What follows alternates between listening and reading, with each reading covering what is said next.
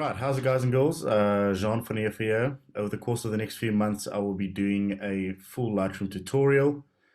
Today, I'll just be talking about how to set up your Lightroom and how to get started with importing and file management on your hard drive, and how to go about starting your Lightroom career, if you will.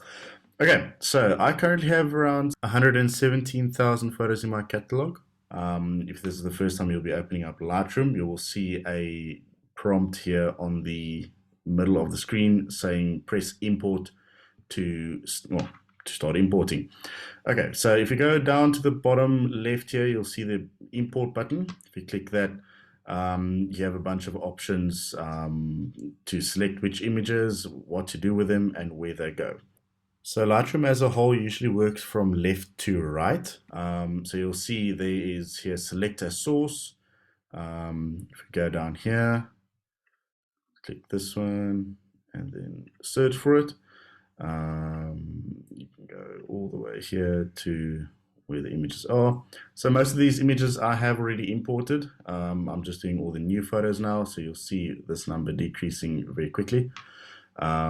Down to the 6 photos that I've chosen just to give as an example on how to import with the previews visible and all that.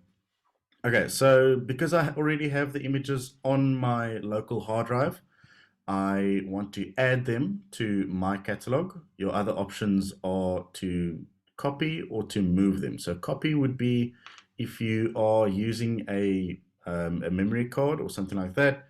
Then you copy the images from the memory card to the local folder where you have chosen to add your images. Alternatively, you can move your images from one area to another via Lightroom, or as you're doing, as I'm doing now, moving them from this area, I'm adding them to my catalog. Yeah, so these are all the images here. At the bottom, you have a bunch of prompts to uncheck all, which will obviously uncheck all. And you can spot select which ones you want to import. Or if you want to import all of the new photos, you can click check all. It also gives an option to add all photos or just new photos. This is handy when you are moving a bunch of folders around and you don't want to import more than one image, or well, the same image twice. You click new photos, then only the new photos will be added. Out on the right hand side, you will see an area for obviously where you're adding them. And then file handling is very important. So file handling is basically Lightroom asking you, what do I want to do with the images while I'm importing them? So building previews is a great way to save time. When you're opening up an image for the first time, it can take quite a while, especially if you have a slow hard drive, to show the image in full resolution. So building a preview is basically telling Lightroom to keep a set amount of data on each image handy, so that when you open it, it doesn't have to load the entire data cache of the image from the hard drive. I usually keep mine on standard. You can have it as minimal or 1:1. So 1:1 is basically you are telling Lightroom to save the preview as the full resolution of the image. This obviously takes a lot of space, and especially if you are low on space in your hard drives, I can advise against this and rather going to standard. Smart previews are basically, if you can call it that, an offline version of your images. So if you don't have your hard drive handy, you click smart previews, and that then builds a almost like a copy of the image on the Lightroom drive. Yeah, that just takes a lot of space, and I would also not really advise doing that unless you have hundreds of terabytes available to you. And don't import suspected duplicates. Is just as it says, it doesn't import duplicate photos, which is great if you don't want the same photo twice. Then you can also have an option, especially if you're making backups, to make a second copy to a set area. You can then tick it. It's not ticking now. And then you can basically put the image somewhere else as a second copy. I usually do that when I'm doing backups and I'm importing from a single card. I download it onto my main hard drive and then my backup drive as well.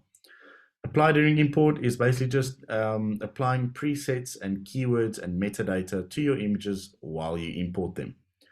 Yeah, that's basically all the other stuff here is just sorting according to capture time, check state, file name, file type, and media type. I usually just keep it on off it then goes chronologically from the start of the day to the end of the day.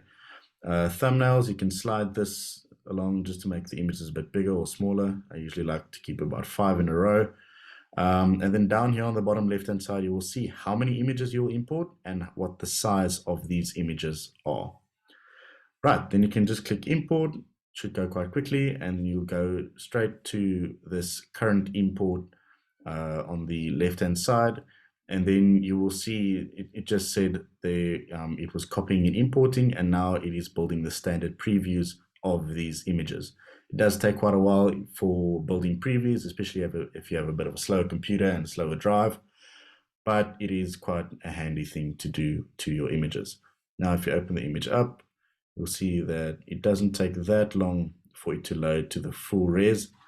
If we go to the next one, you'll see at the bottom here it says loading, and then after a while the loading then stops and your image is then shown in full detail. There we go. That's it.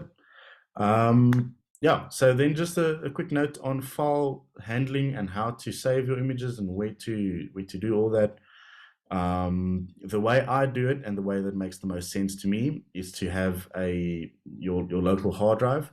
I have a photography tab under that local hard drive, and then all my years that I've taken photos I keep here, and then in each one of these years I keep a folder with a place that I've been, and then under the folder and the place that I've been I have all the dates, and under all the dates is where you'll find all the images, the raw images of all the all the photos that I've taken throughout the trip.